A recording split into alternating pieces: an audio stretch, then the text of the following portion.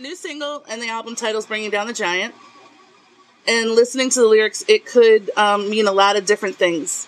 So can you give us the meaning behind the song? Yeah, well, there again, the title Bringing Down the Giant was based off the biblical story, again, of David and the giant. But once we got in there and started working with it and trying to picture a video for it, there was awareness of the anti-bullying campaigns that are going on in the across the nation. It's a huge thing right now. And, I can just remember myself in school,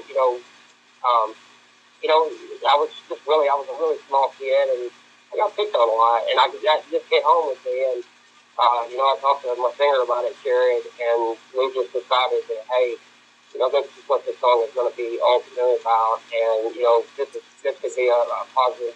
We could do something positive here, we've done as much as we can for fruits and things like that, and I think we're just reaching to try to do something more, Great idea. I mean, I love the fact that more and more artists are really grabbing onto this now. I mean, Shinedown did Bully, Rise Against had their song out.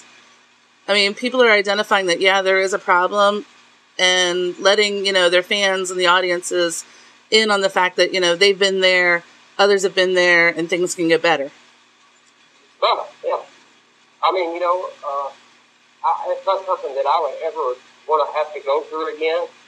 And it's always going to be something like that. I don't think we'll ever put a stop to, that kind of thing going on. But, yeah, I mean, it was definitely a time of my life, and I grew out of it and, actually became, the guitar player and somewhat the popular kid in school. But I didn't know that, in those early days. And I think all of it helps for kids just to be able to maybe look at somebody they look up to and say, oh, well, he's on the rock stage every night and selling records and, touring in a tour bus, I think I'm going to be okay. So. That was a big push behind me starting Musicians Opposed to Bullying, because the kids in the audience, regardless of what you say is right or wrong, they're going to listen to you because they look up to you. Right. So if you can give them something to grasp onto, a little bit of hope just to get them through whatever they're going through on any given day, it really does help. I mean, we all turn to music for whatever. I mean, if you're having a bad day, there's certain songs you listen to. If you're having a good day, there's certain songs you listen to. And this, I don't know, it gives kids something, because something has to be done. Yeah, I agree with you. Music is definitely a feeling. And it's been that way with me since I was a little kid.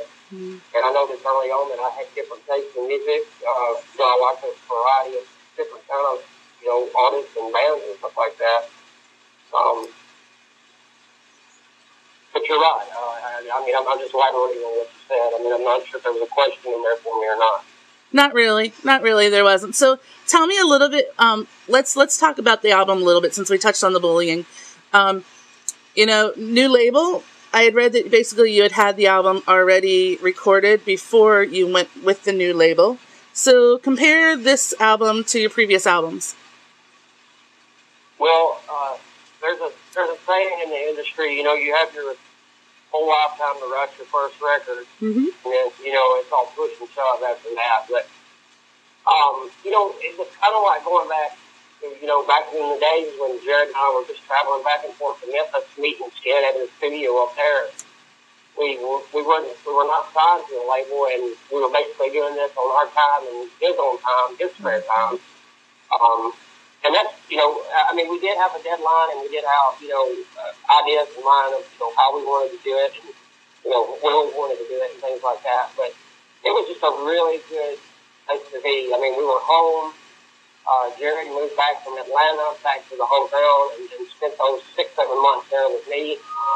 And, we were just able just to do what we do, and that's create music. And that was a huge departure from, doing a record on a major label and not even leaving the road to do it. We literally recorded that record, writing songs at midnight, going down the road after a gig. oh, we just played a show, and last thing we want to do is pick up a guitar, but we had that in our minds, we have to get this done, and it's just such a push. And I love the record. I love Miss America, and I think there's some great songs on there, but you can just feel it, like we just talked about. Music has a lot of emotions in it to me, listening to it, and I personally I just feel the difference. Necessarily hearing it, I don't know if I hear a difference, but I do feel a difference in this record and the work we did on the previous record. Now, going forward, since, you guys were on Virgin, now you're with E1, if you could look back, knowing what you know now, would you have changed anything in the beginning? Would I change anything in the beginning without knowing what I know now? I certainly tried to do things differently. But, the way I looked at it was, this was my dream. Mm-hmm. I quit my job. I made it my life's goal to do it.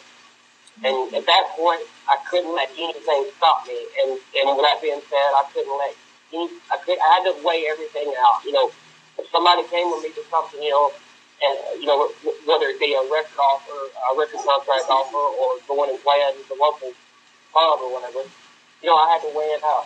Don't be greedy, and things like that. Don't hold out for more money here. Don't do this. Don't do that. Don't ask them to change all this and delay a contract getting signed and so forth. The question is,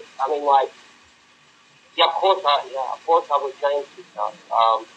But at the same time, I think there's still going to be those levels of where we've finally gotten to now with this record contract will be one that I still think we would have had to experience something like that somewhere down the road. And, I'm just glad that it's behind us, and we're just continually moving on, and for me, Saving Abel really hasn't been brought to life yet. To me, we're not the band, and we're not putting out the message and being as in the public eye as I always dreamed to be. So I still have dreams and hope for my band. It's not like we put out Addicted and, had a good run and then see you later. I'm personally constantly, trying to achieve something else. Mm-hmm. The way to look at it is the experiences you had, with Virgin and, with the first album and all that, it got you to a point that you can do what you're doing now.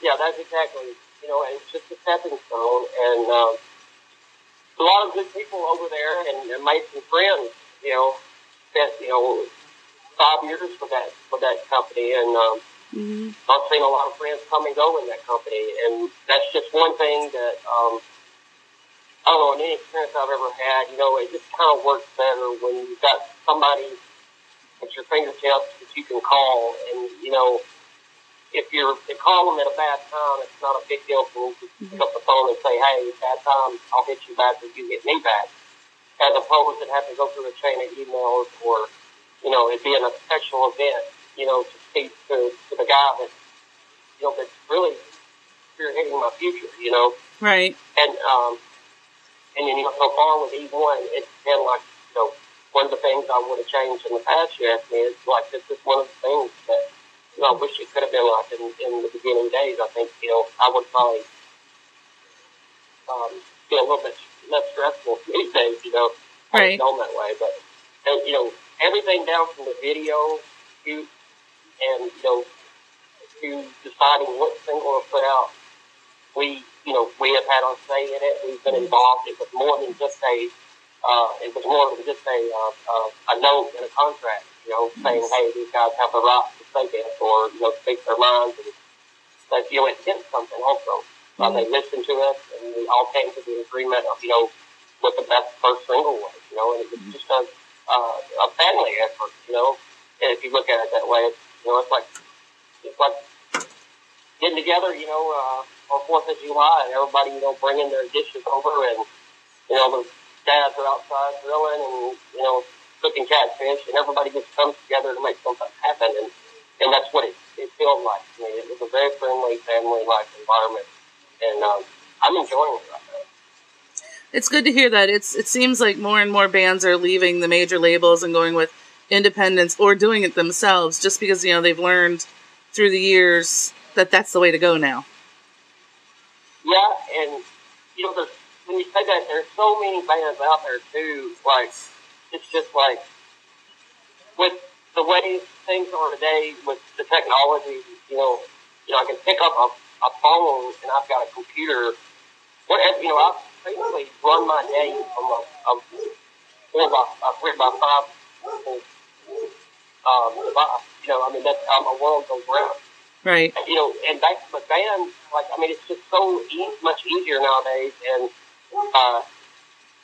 there's going to come a point, and you're talking about that, and I don't know when it will be, if I'll see it in my lifetime or not. But I just don't foresee the a role for a major label in the future in the music industry. I just don't think I can be a relevant thing anymore. No, I totally agree with you. There's just so many bands that are just doing it themselves. You can put your own stuff on iTunes, manage all the money, get a good manager, and you don't need the label. As long as you have distribution, you can do it. Yeah, you can do it all yourself, and that's basically, anytime with an indie label like E1,